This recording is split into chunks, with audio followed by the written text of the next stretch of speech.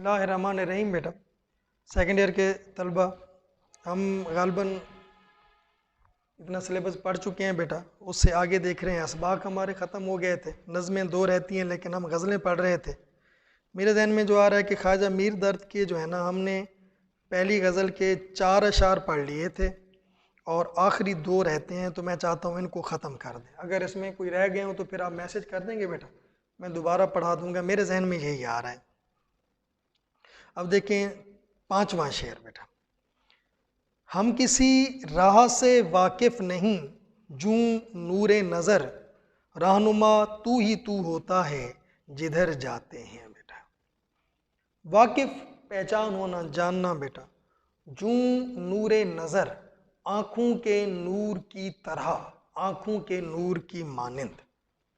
اب مفہوم بنتا ہے کہ ہم کسی راستے سے واقف نہیں ہیں، جس طرح آنکھوں کا نور ہوتا ہے، تو ہی ہمارا رہنما ہوتا ہے، جس طرف تو ہمیں لے جاتا ہے ہم اسی طرف جاتے ہیں بیٹا۔ 2 باتیں بیٹا۔ پہلی بات اس نے استعمال کی جوں نور نظر، یہ ایک پرانی بحث ہے، اگر آپ کو یاد ہو تو فرسٹ ایئر میں بھی ہم نے کی تھی کہ ہم کیا دیکھتے ہیں۔ کیا ہم وہ دیکھتے ہیں جو ہمیں نظر آتا ہے، یا ہم وہ دیکھتے ہیں جو ہم دیکھنا چاہتے ہیں بیٹا؟ ہم وہی دیکھتے ہیں بیٹا جو ہم دیکھنا چاہتے ہیں۔ ہمیں نظر بہت کچھ آ رہا ہوتا ہے، یعنی اگر جو کچھ ہمیں نظر آ رہا ہے سب کچھ ہم دیکھ لیتے، ہم تو ولی ہوتے بیٹا۔ یہ آنکھوں کا جو ہمارا نور ہے یہ ہمارا محتاج ہے۔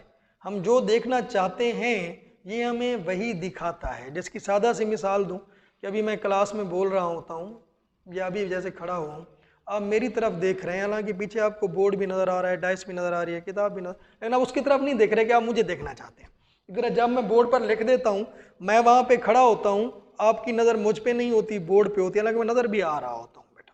تو گویا ہماری آنکھوں کا جو نور ہے یہ ہمارا محتاج ہے، ہم جو چاہتے ہیں ہمیں یہ وہی دکھاتا ہے۔ اب خواجہ میر درد بھی یہی کہہ رہے ہیں کہ ہم بھی آنکھوں کے نور کی طرح محتاج ہیں، ہم کچھ بھی نہیں دیکھ سکتے، تو ہی ہمارا رہنما ہوتا ہے، جو ہمیں تو دکھاتا ہے ہم وہی دیکھتے ہیں۔ یہ اصل میں بیٹا صوفیہ کا پرانا فلسفہ ہے، تو میں یہاں پہ لکھ دوں بیٹا تاکہ آپ کے ذہن میں رہے۔ غزل نمبر 1، شاعر خواجہ میر درد بیٹا، شعر 5، 6، 7واں مقطع کا ہے، وہ دیکھ لیں گے بیٹا۔ اچھا میں بتا رہا تھا بیٹا، یہ ہے فلسفہ جبر و قدر بیٹا۔ فلسفہ جبر و قدر کہ انسان کتنا اختیار رکھتا ہے، قدرت رکھتا ہے، قدر بیٹا، اور کتنا اس پہ جبر ہے، کتنا وہ بے بس ہے۔ تو صوفیہ کے 2 گروہ ہیں بیٹا، ایک فلسفہ جبر کے قائل ہیں، ایک فلسفہ قدر کے قائل ہیں۔ فلسفہ جبر والے کہتے ہیں کہ اللہ تعالیٰ نے جیسے فرما دیا ہے کہ بے شک ہماری مرضی کے بغیر کوئی پتہ نہیں ہوتا۔ وہ کہتے ہیں کہ انسان اس دنیا میں مجبور ہے، بے بس ہے، اس کی مرضی کے بغیر کچھ نہیں ہو سکتا، جو کچھ ہوتا ہے اللہ کی مرضی سے ہوتا ہے۔ اس کے لیے اسی خواجہ میر درد کی دوسری غزل کے نیچے حاشیہ لکھا ہوا ہے کہ طاقت اور قدرت لا حول ولا قوت الا باللہ العلی العظیم کا مخفف، یعنی کسی میں نہ گناہ سے بچنے کی طاقت ہے، نہ کوئی نیکی کرنے کی قوت حاصل ہے، سوائے خدائے بزرگ و برتر کے جو سب سے بلند مرتبے والا ہے۔ یہ بھی ایک شعر ہے اسی کے حوالے پہ۔ دوسرا فلسفہ قدر بیٹا، اس میں یہ کہا جاتا ہے کہ انسان کچھ معاملات میں اختیار رکھتا ہے اور کچھ معاملات میں وہ بے بس ہے بیٹا۔ اس لیے مثال دی جاتی ہے کہ حضرت علی کرم اللہ وجہ کے پاس ایک شخص آیا اور اس نے کہا جی میں کتنا اختیار رکھتا ہوں اور کتنا بے بس ہوں، تو آپ نے کہا کہ آپ اپنی ایک ٹانگ اوپر اٹھاؤ۔ اس نے اٹھائی، آپ نے کہا آپ دوسری اٹھاؤ، تو انہوں نے کہا جی میں یہ تو نہیں اٹھا سکتا۔ اس لیے پھر آپ نے کہا کہ تمہارا اختیار اتنا ہی ہے بیٹا۔ لہٰذا یہ دونوں فلسفے، ہم کسی کو غلط نہیں کہہ سکتے، ہم اس لحاظ سے دونوں کے ساتھ ہیں، لیکن خواجہ میر درد جو ہیں وہ فلسفہ جبر کے قائل ہیں بیٹا۔ جو پہلا فلسفہ ہے، یعنی وہ کہتے ہیں کہ انسان اس دنیا میں بے بس ہے، لاچار ہے، مجبور ہے، جو کچھ بھی ہوتا ہے اللہ کی مرضی سے ہوتا ہے، وہ اگر نہ چاہے تو ایسا نہیں ہو سکتا۔ اس لیے وہ اس شعر میں بھی اپنی بے بسی کا اظہار کر رہے ہیں۔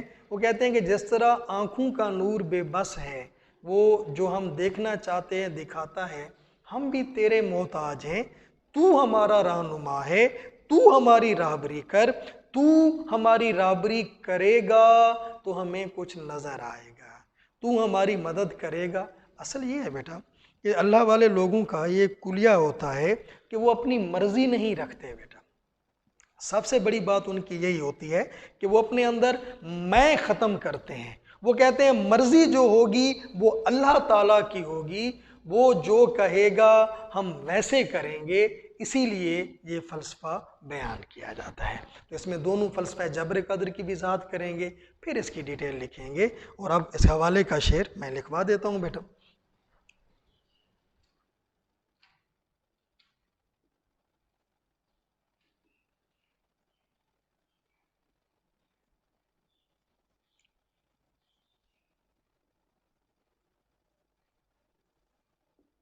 تو جہاں تک لے چلے گا ہم چل پڑیں گے،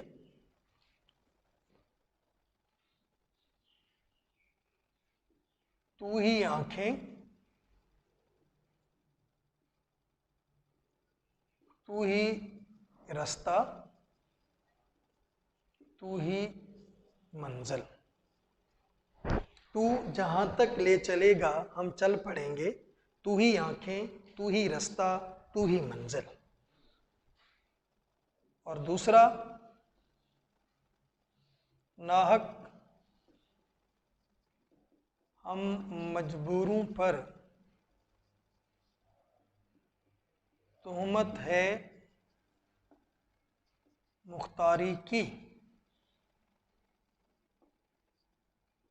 جو چاہے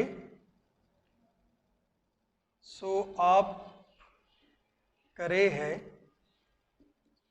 ہم کو ابس بدنام کیا۔ یہ خواجہ میر درد کا ہی بیٹا، ہم کو ابس بدنام کیا۔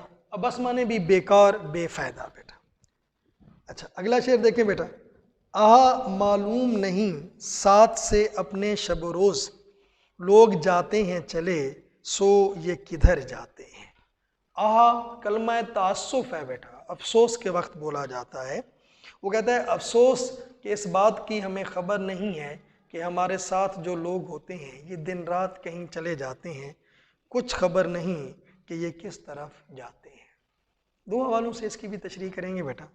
پہلا حوالہ تو وہ زندگی کی حقیقت بیان کر رہا ہے بیٹا، کہ رب تعالیٰ نے فرما دیا ہے کہ کل نفس ذائقۃ الموت، ہر ذی نفس نے موت کا ذائقہ چکھنا ہے۔ تو ہمیں بتا رہے ہیں کہ ہم شاید یہ سمجھتے ہیں کہ ارد گرد کسی کی موت ہو گئی ہے تو صرف اسی نے مرنا ہے۔ نہیں جناب، اس نے نہیں مرنا، تمام لوگوں نے مرنا ہے، ہم نے بھی مرنا ہے۔ اگر وہ جا سکتے ہیں، دن رات یہ ایک چکر ہے، چل رہا ہے، کوئی دن کو، کوئی دوپہر کو، کوئی شام کو، کوئی رات کو جا رہا ہے، تو ہم نے بھی آخر کار اس دنیا کو چھوڑ کر جانا ہے اور ایک ایسی انجانی منزل کی طرف جانا ہے جس کو ہم نے نہ دیکھا ہے نہ ہمیں پتہ ہے۔ پتہ ہے، ہمیں بتایا گیا ہے، دیکھا نہیں ہے ہم نے، تو اس کی تیاری بھی انسان کو کرنی چاہیے۔ صرف اس زندگی کے بارے میں نہیں سوچنا چاہیے کہ آخر کار ہم نے جانا ہے۔ وہی بات کہ نیک عمل کریں، اچھے اعمال کریں، تاکہ جب منزل تک پہنچیں تو سرخرو ہوں، شرمندہ نہ ہوں بیٹا۔ ایک بات بیٹا، دوسری بات یہ ہے کہ وہ بچھڑنے والوں کا نوحہ بیان کر رہا ہے، کہ جس طرح ارسطو نے کہا تھا کہ انسان ایک معاشرتی حیوان ہے، ہم معاشرے کی صورت میں رہتے ہیں، اکیلے نہیں رہتے۔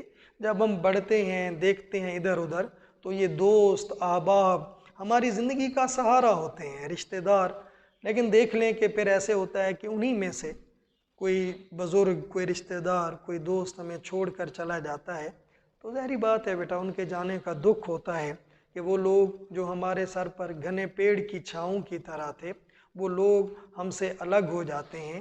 اس لیے وہ افسوس کر رہے ہیں، وہ وہ کہتے ہیں افسوس کہ کیسے کیسے لوگ تھے کہ جن سے ہماری زندگی کی رونقیں تھیں، جن سے ہماری زندگی میں سب کچھ تھا، دکھ اس بات کا ہے کہ وہ ہمیں چھوڑ کر چلے گئے ایک ایسی منزل کی طرف کہ جن کا ابھی کوئی پتہ نہیں ہے۔ تو دونوں حوالوں سے اس کی وضاحت کریں بیٹا۔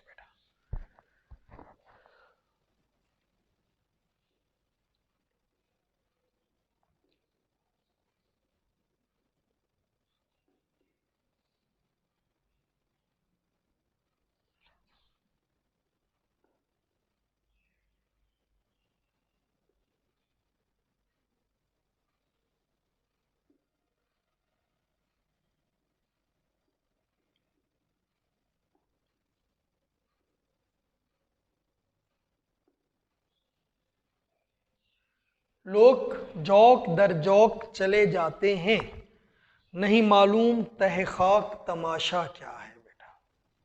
تہ خاک زمین میں بیٹا، خاک کی تہ میں۔ اچھا دوسرا خواجہ میر درد کا ہی شعر ہے،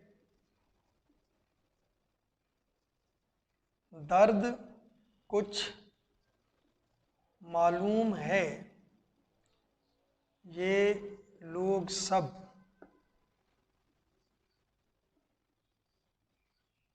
کس طرف سے آئے تھے کدھر چلے۔ درد کچھ معلوم ہے یہ لوگ سب کس طرف سے آئے تھے کدھر چلے۔ آخری شعر بیٹا مقطع کا ہے، بس اس کا مفہوم دیکھ لیتے ہیں، تشریح کے لیے نہیں آئے گا، آپ جانتے ہیں۔ تا قیامت نہیں مٹنے کا دل عالم سے، درد ہم اپنے عوض چھوڑے اثر جاتے ہیں۔